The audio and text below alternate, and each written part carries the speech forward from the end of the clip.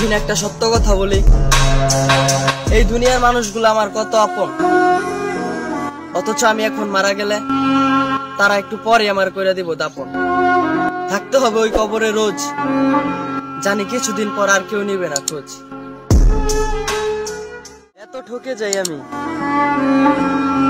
তারপরেও আমার শিক্ষা হয় না।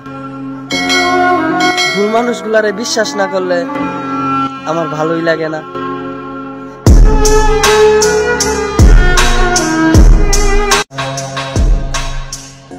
কবরে বাঁশ পচার আগে লাশ পচে যায়, তবুও কিছু মানুষ কত অহংকার দেখায়।